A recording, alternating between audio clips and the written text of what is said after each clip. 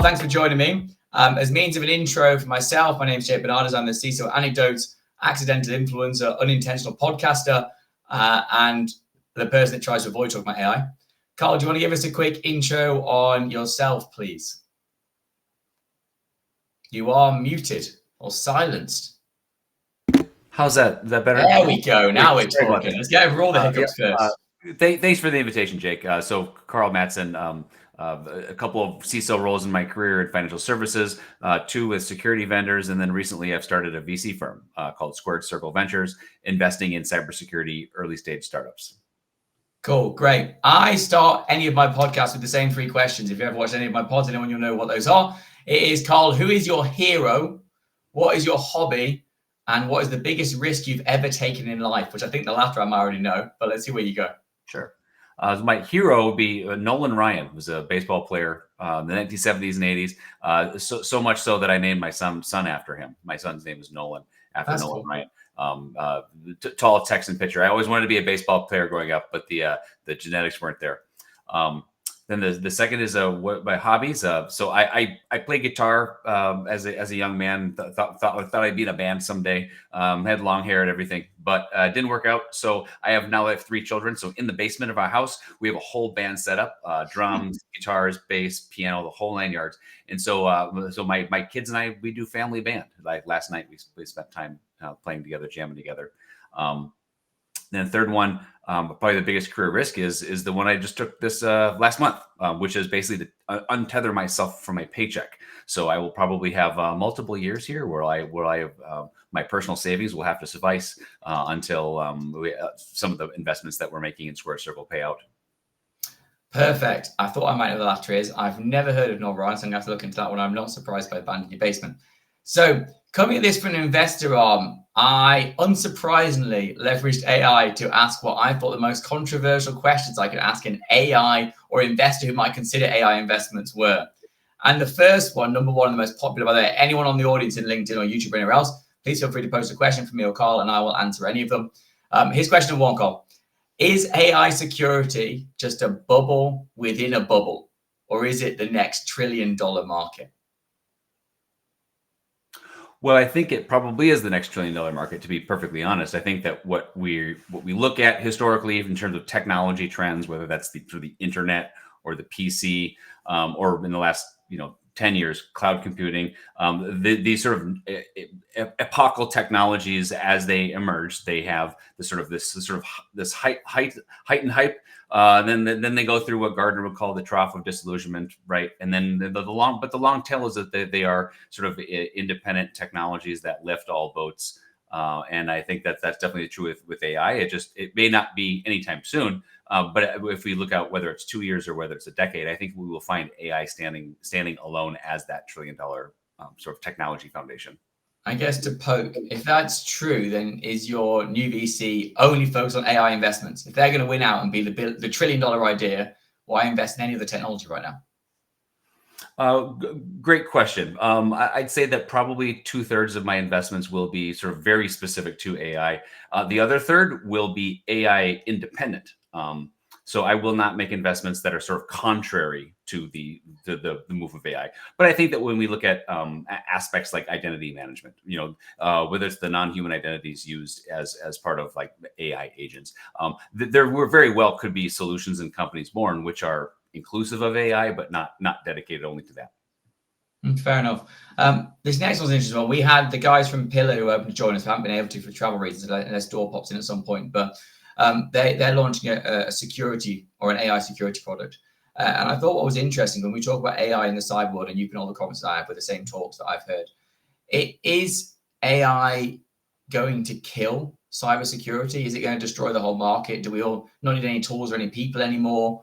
Or is it going to make us the single most important business function on the planet? Well, I certainly am not the sort of the futurist mind with the PhD on AI, but I would say that I can read a history book and the history of technology advancements going back however many hundreds of years you want to go, is sort of job displacement, career displacement, procedural displacement, but which yields to another subset of jobs, another subset of processes, another.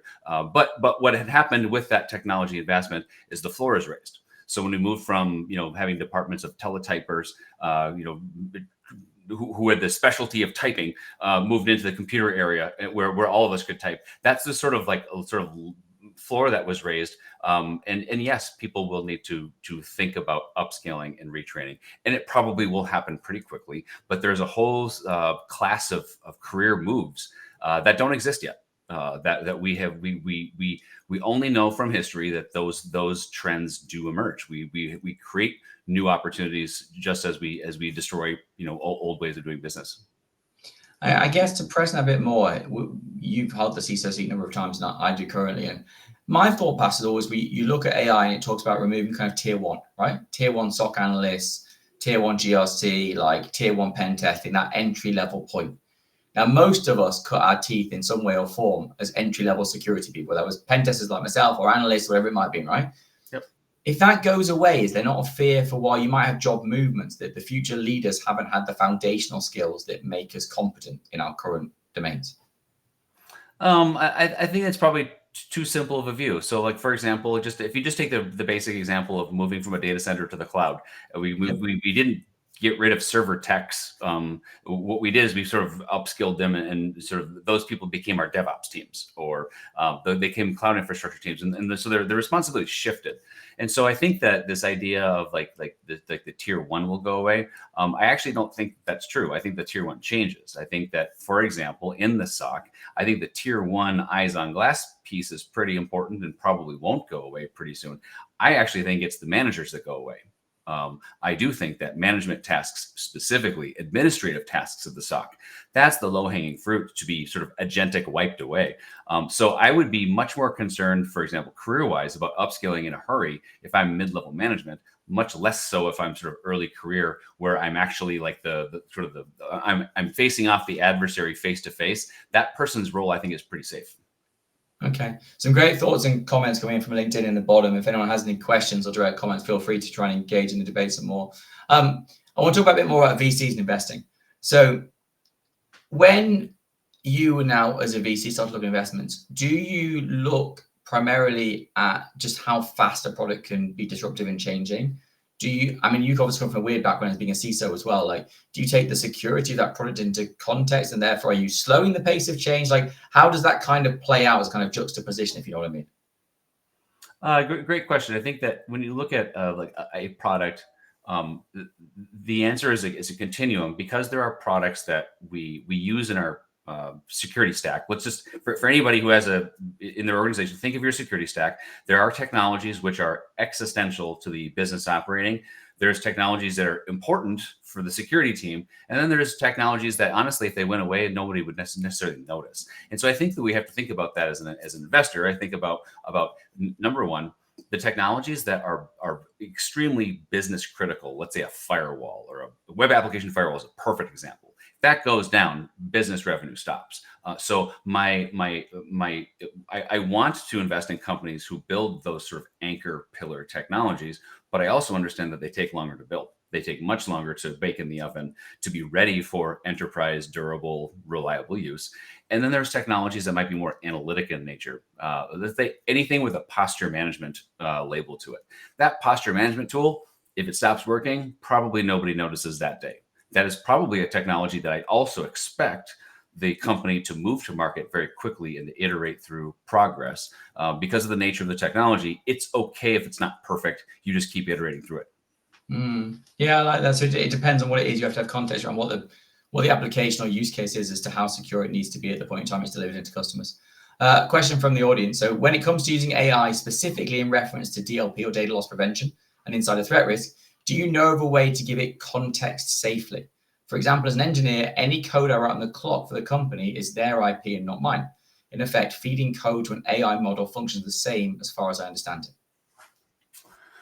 Boy, there's a lot to unpack in that question. Give me one more. I'm going to read that through one more time. Do I know of a way to give it context safely? for example, as an engineer, any code I write on the clock. Yeah. So I think the maybe the umbrella subject there is the, let's say, the open AIs of the world, as employees of the company utilize that service, even for pedestrian use cases.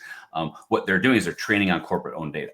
And that's a really interesting, dynamic right now, is that we are utilizing public services, and perhaps those models are being used to train, train on corporate data. So it is really important, if you're talking about sensitive regulated data, that you're using and procuring a private instance of those services.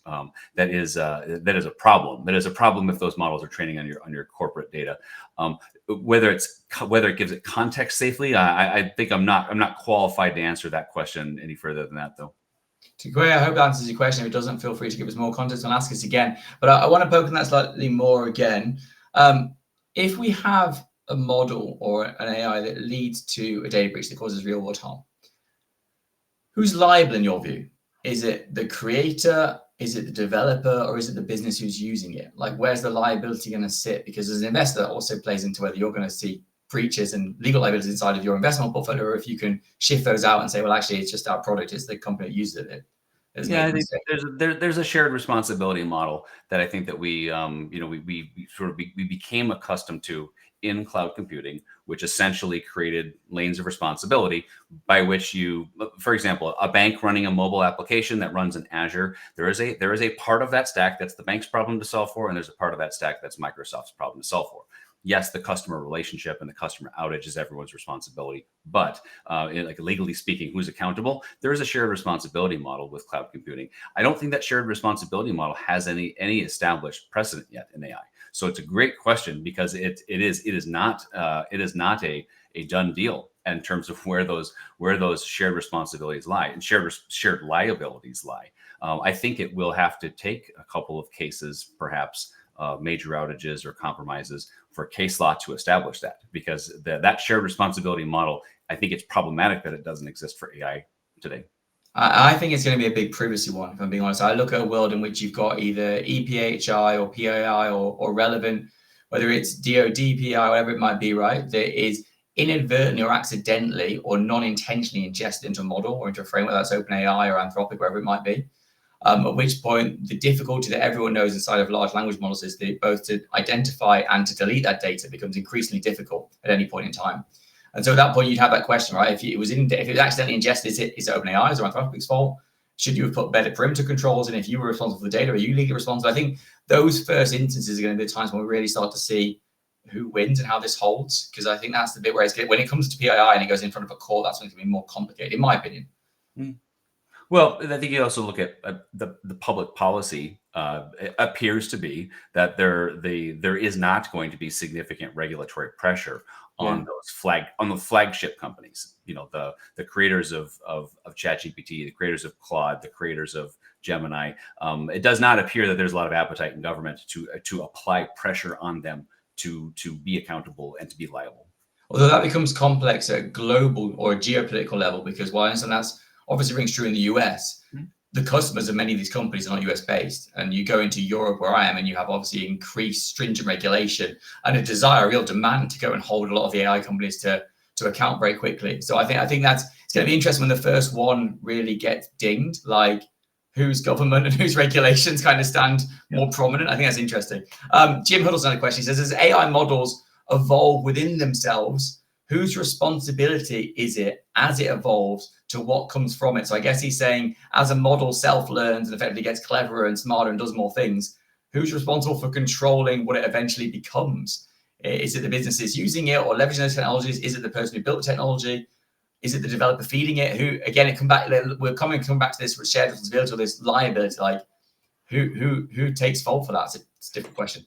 Okay, so we just sort of established that there's not a lot there. But I would suggest that the one frame that I might look at this in is that this is very, very early stages of what ultimately will be sort of let's say it's an AI future state. So let's say right now the LLMs themselves, the models, they're thinking engines, or they're processing engines, but they're not agentic. They're not making real world changes. Yeah, then now agentic AI is making, like, changes to Salesforce and writing documents that save the G drive. I mean, pedestrian stuff, but we're not using agentic AI, for example, to direct traffic. That's the future state we're getting to. And I think that what we will get to is we'll have to get to that outcomes when agentic AI systems are actually conducting physical world activities. And maybe somebody could come with an example of that today, and I wouldn't dispute that. But broadly speaking, when AI is used for physical world reality, real operational processes, then the responsibility for those operational processes to be effective, that's crystal clear. And it may be the model's fault on the back end as to why traffic was rerouted to the wrong location. But if the traffic routing was the implementation that we're talking about, the accountability for public safety is that that public that public government, or that Department of Safety or organization. So I think in the real world, or in the physical world, the responsibilities are clear, and I think we're sort of in that period where it just isn't manifesting itself in these sort of obvious examples. Yeah, there's a whole bunch of questions coming in. I think this is a great debate. I think I'll answer this one myself and then change gears to a different point together. But a question related to news unnamed. Based on the shared responsibility point for AI, should that be defined in an organization's AI governance policy? And would that be an upskill you feel is necessary for the middle manager to CISO level you previously discussed? So I think right now, yeah, we define that in our governance policies inside of ISO 42001 and other known frameworks. But I think also categorically, if you're going to be a CISO right now or in the next 12 months, you have to understand AI governance. You have to understand the shared responsibility matrix and your defensibility inside of what your position is, had it come to that. I want to kick to one I think is interesting from the investor side. So Sean told us a question. He says, we've obviously seen a huge raise of startups in the AI space, right? It's an explosion in the last 12 months. But he points out and says, well, there's massively rising prices in AI computing right now for the compute and storage resources themselves. Does this affect the ability, or I suppose the scalability of new security startups or new entrants to the market? And are we seeing now it being more challenging for new ideas to come because it's simply a more expensive point of entry? Possibly, but I think that the influx of capital on AI infrastructure is actually still on its early phases. I think that the capital will continue to flow on the infrastructure side, and I think that there's a lot of incentive for the downward pressure of sort of compute costs. We have to take advantage of that infrastructure. There's a lot of capital going in the back end. So I mean, possibly that could affect the security companies and how they deploy in the future state. But I don't see that coming anytime soon. I would be very surprised if we're not continuing to see a kind of an outlandish amount of investment in the next 2-3 years on the back end of the infrastructure side that keep costs down. I entirely agree. Do you think that we're going to see more busts in the AI bubble than we have done in the SaaS bubble of the last 5 years? Like, do you think we're going to see a higher proliferation of companies not making it than we're used to seeing? Because the entry point now, there's far more ideas coming out. There's far more competition in every space. Do you think it's going to be a harder market to now be a startup in and succeed? Well, I think the cycle time improves, or the cycle time speeds up dramatically. There is a company born in Israel last year. It's a one-person company that was acquired for $80 million. And that software company is a sort of an example of I think a future state where the ability for one person or a very small group of people to produce a very valuable asset in the AI era, that's very real. That's a good thing. That's a healthy thing. But it will cause but that sort of time to live also might be just as short. It might be just as fast that cycle times kill companies as it creates them. And so I don't know that maybe the batting average of entrepreneurs is going to be any different. It's just going to happen a lot faster. For our audience, what did the one-person company do, Carl? It was an agentic software developer. So this individual, Mayor, and I apologize, I can't remember the name of Mayor's company, but he basically developed an agent that is a software developing agent, and so it's a software developer agent building software, and sort of this sort of meta use case of agentic AI building software that he built all by himself and sold it for $80 million. I mean, I've talked a lot recently about the future where we have agentic development, agentic review, and agentic approval. And we've actually got this like weird cycle where there's no human involved at all. Unless it goes horribly wrong. I think that's interesting. A couple of more questions. So from Sean, again, focusing on the VC aspect and reviewing companies, how are you evaluating the risk, Carl, of non-deterministic nature of LLMs and how they affect the output and control of the platforms or tools? As an investor, I don't take that into account in an investment strategy specifically. So as a buyer, when I put my CISO hat on, I have a lot of accountabilities. As a product security specialist, yes, I have accountabilities. But as a venture investor, what I am tuned into, particularly at my stage, I'm investing before the first lines of code have ever been written. Yeah. So my particular investment criteria has a lot more about the pedigree, the education, the successful track record of the humans and what they're about to create. If those humans have a track record of creating systems with integrity, if they have a track record of sort of exceptional performance in academia or military or business flight, that's what I'm investing on. So I would suggest that that's a place that the venture investors, me in particular, but probably even a little later stage, are not honed in on. Yeah, you're in too early. Forest Green's kind of poking the bear, I guess, on your point that cash will keep flowing. He says that MIT produced a report that 95% of all AI projects fail. So will this affect the VC's appetite, I suppose, to invest and for the cash to keep flowing? 100%. That MIT report kind of rocked the industry last week, and did, but it doesn't depress spending. It just shifts it towards, let's say, vertical AI use cases. So I think what we saw, like the MIT report basically said that do-it-yourself AI applications internal to enterprise are failing. But when you go and buy the best-in-class COTS AI application, that's actually pretty successful. I think 67% was the success rate out of that study.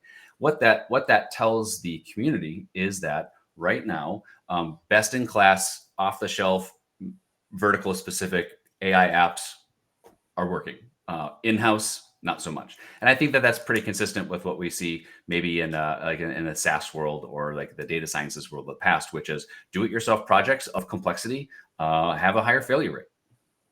Yeah, I think we've all been there. We've both been in vendors as CISOs where people say it's all right, we're building a house, and then you see them again 12 months later when they said didn't work. Evan's helped us by telling us that company was called Base 44. Thank you. They sold to Wix for $80 million. So thanks for giving us the info, Evan, and making us stay true. I want to change to a couple of questions and try and bring this to a bit of more of a wrap up. So I guess here's my question. What's more likely in the next few years? An AI breach that we've not really seen many AI breaches, right? We've seen chatbots compromised, but a big scale AI breach that's like SolarWinds-esque, globally effective, or like CrowdStrike, like globally disruptive. Or because there's freedom, I guess that's what happens. Or is the opposite true, that you think governments will go the opposite direction and lock down AI to the point it kills innovation because of fear of what could happen if it's let free in perpetuity, I guess? Can I offer up an alternative C option? My alternative option is maybe this is influenced by the fact that I lived in on-prem environments for a long time. My alternative option is outage. Just flat out, shit doesn't work. And it turns out that we have dependencies on AI algorithms that actually run mission critical systems. It runs public infrastructure, it runs, anything critical infrastructure, that it turns out that when X model went down or lacked integrity, or the provider of that model went down, that we actually find ourselves with dependencies we didn't know were there. And I think that is going to drive an enormous amount of change. So for example, I think it's inevitable for us to see massive West Coast outage due to dependency on X that failed. Okay, what does that mean? That means we might have to bring something in-house. We might have to run local copies, do things of backups and redundancies that we didn't have to do before, because now we see that dependency exists that we didn't really have an understanding of before. So I think that is a much nearer term risk that is very real, that we probably prepare for as almost a guaranteed to happen. I think what's interesting is maybe you see different to me. I don't see people treating the DR and BC elements of AI in the same way they did with SaaS, when there was lots of fear and nerves and all. We'll have full backups going offline. It doesn't seem like people do in this new approach to technology. It seems like people just go all in and go, it'll be fine, it'll work. Like there's no consideration for what happens if it doesn't work. Well, the reason we don't really feel it when it doesn't work is because we're not really putting mission critical things on it, right? So when your kind of typical application use case, when something fails out or hallucinations happens or something glitchy goes wrong, the consequences today are not honestly oftentimes more than just like a local consequence. But when we start doing things like putting AI behind like mission public infrastructure, let's say it's back to that, that air traffic control system or a traffic network or a 911 system. That's the kind of system that when we move to AI really being actively engaged in operating that system, when it fails, we will all notice. But what happens when that happens? I want to give you an example. So you talked about outages, right? And I go straight back in my brain to CrowdStrike, which was a ginormous global outage. I actually landed in in Amsterdam airport 3 hours after it happened. So I left Vancouver, everything was fine. Mid-air landed, my phone blew up from everyone I knew, and every screen was blue, right? And it was chaotic. I didn't get home for ages. So I felt the pain of that. The thing I did the very next day is bought on a CrowdStrike stock, which has now recovered and exceeded, and it's made me quite a nice little bit of money, right? Which is all well and good, but what it proves is that should one of these AI companies take a massive downtime, which has a global impact, the only people it really seems to cost money to is the insurers who have to pay out to all the companies who are affected, whether those are airlines or healthcare providers, whatever it might be. The companies actually seem to survive and bounce back. So do you think they're even worried? Do they even care? Like, is their brand now so strong that it doesn't matter what happens to them, they'll still come out the other side smelling like roses? Actually, I don't think so. I think actually the opposite is true. Because what sort of what CrowdStrike had going for it is hard to switch. How long does it take you to roll out a new EDR system? It's hard. There's a lot of incentives to stay the course. If you're a CrowdStrike customer, the pain of switching is significant. Whereas I don't think that's the case in a lot of what we have, like Claude, OpenAI, ChatGPT, or Gemini. When I see a better model, I can switch to that better model, and I can do it quickly. So I do think that the reputational impacts, the outage impacts, will be felt immediately because switching costs are just really, really low in AI. Yeah, that's true. It's very interesting. And Jim Hudson brings another point and says that at that point, can you actually determine what went wrong, since it might not be operating as anticipated or intention design to begin with? That's interesting. Chad Bruston, good mate of mine, with a question: do you calculate risks associated with AI tools differently than other risks? I think there's off the back that a million CISOs recently have just said that AI is just the same as another risk in your risk register. So I guess that's the question. I have my own thoughts, but what are yours first? Oh yeah, what's tried and true about risk management is that we apply when we apply the sort of the classical risk thinking. I think that we do okay. For example, whether the risk is business continuity or cloud risk or data privacy risk, there's a lot of different risks where just foundational risk assessment programs, you have to look at risk as a life cycle. Risk issues registers, we've got risk assessments, all of these concepts that we've all grown to, they all apply to AI equally. I can't really think of like a way to calculate risk differently for AI that's material. Obviously, to assess risk different, you need a different skill set, but all the lexicon's the same. Yeah, I agree. I think that the thing I'd add is that AI presents more unknown unknowns than anything else does. It's risen shadow IT. It's made confusion around access control. There's now vectors and surfaces attack that you didn't know existed, and you probably still don't know that you don't know exist. I think there's a whole world of unknown unknowns to get produced. But I think the same. I think if you approach it with a historical and well-proven approach to risk, that you'll manage to consider it in the same way that anyone else should. So I think that makes perfect sense. Couple more questions, and then we'll wrap up. What 3 areas do you think are going to be the most important for AI in the next 12 to 24 months? Where do you think your money's going to go? Into what industries, into what types of companies, into what product SKUs? Where's it going to go? Well, I guess what I see as an investor is I generally see at the process layer of a security department, I generally see offerings at each of those areas of process: vulnerability management, SOC operations, access and identity. So I think that's a generation of companies that has been born, and now that there's another SOC AI assistant is not going to, it's too crowded already. But if you go deeper in the stack, I think that there's infrastructure components that are going to end up to be really existential technologies that I'm looking for. Perfect example, which is brand new to me. I'm learning this, I think, like a lot of people are, is when you run an AI agent and it goes and does something on the web on your behalf, that AI agent uses a browser. But an AI agent uses a special kind of browser that's specific to AI agents. And so, like, there's an example of a company called Anchor. The Anchor browser is a browser only to be used by AI agents.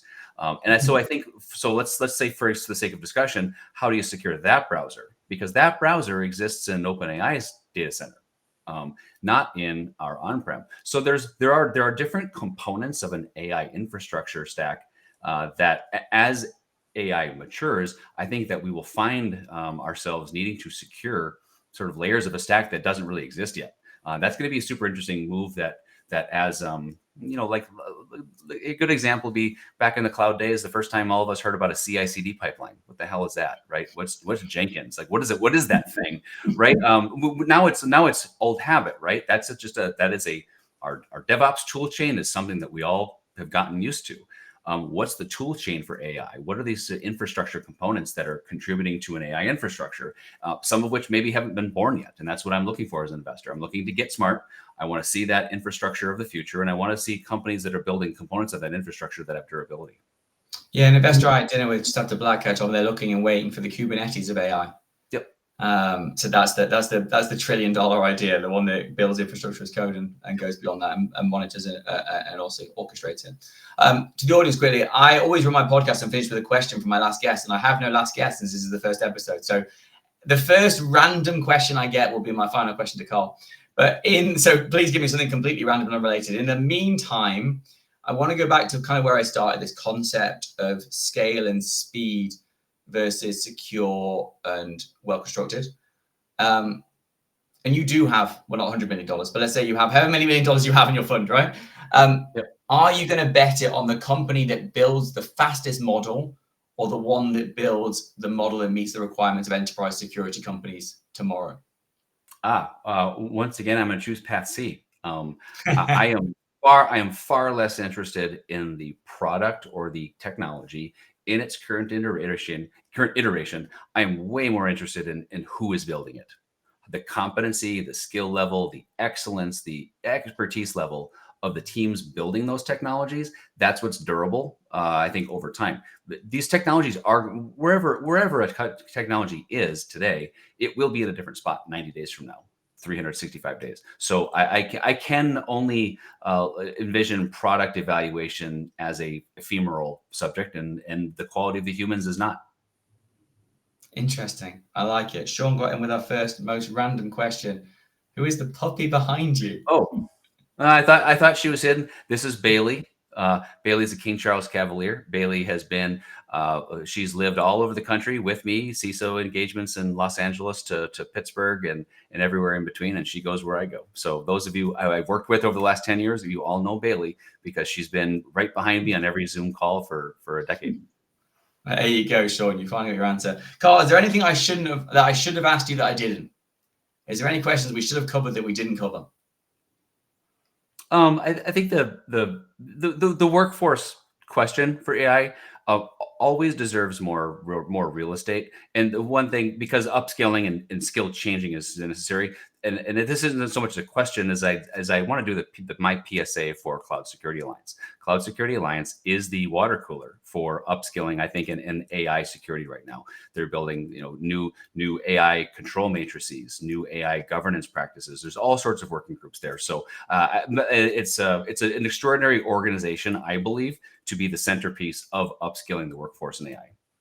Thanks. Yeah, I think even more basic fundamental. I think I have a lot of conversations with people. I get slightly challenging to them when I say, like, what are you doing to understand AI? And they say, oh, I use AI in my day every day. And I ask what it really is. And they basically use it like Google, and they just go to ChatGPT, Anthropic, and ask it questions. They might at most use some kind of functionality in their inbox. I think I encourage everyone to play, right? Whether that is going and getting Replit and starting to play with Zaps or Bardi, whatever it is, right? Construct a brain around Notion or some other system and like start to actually see what you can make happen, to start to understand what's possible, but also what other people are thinking of. You can't really think about how your industry or your organization is using AI if you're not putting enough time and effort into thinking about yourself. So I echo Carl's sentiments. Go and try and learn where you can. I think CSA is a great place, and there's other great resources out there as well. And I think the best thing you can possibly do is get hands-on and play and try yourself. Brilliant. Oh, one last question. Another random question from Elliot Black, and this is the last one I'll ask. So much noise, it's not random, it's technical. So much noise about quantum readiness. Is it just noise, or do you think we're actually nearly there? Oh gosh, I think that's sort of it's a tough question, and I would never suggest that I have a quantum competency as an engineer in any way. But I would suggest that as a former bank CISO, it is very much a future that I look forward to, of having to demonstrate the assessment that I've performed on my quantum risk exposure, whether that risk exposure is of levels of significance, and then what are my remediation plans, or my for closing my expected gaps, and what are my assets that are at risk, or which ones are safe. This sort of risk assessment approach that we take to any discipline, I'd say 100% applies to quantum technology and quantum risk. And so I have seen a couple of companies that I think are super interesting that maybe make that problem set sort of CISO proof, at least for me, understanding what I might need to do as to ready my organization for a quantum future. But that is not the same as understanding the actual mechanics of quantum encryption, which I have to defer to smarter people for that. Cole, when you're done with being the owner of a VC, you'd be an excellent politician. I think there's a future for you there. Thank you very much for your time, my friend. Thank you everyone else for joining, for the questions, the contributions. We will be back sometime in the future, but for now, we wish you all well, and hands down on the keyboard, and let's do more to do better. Thank you all. Speak to you soon.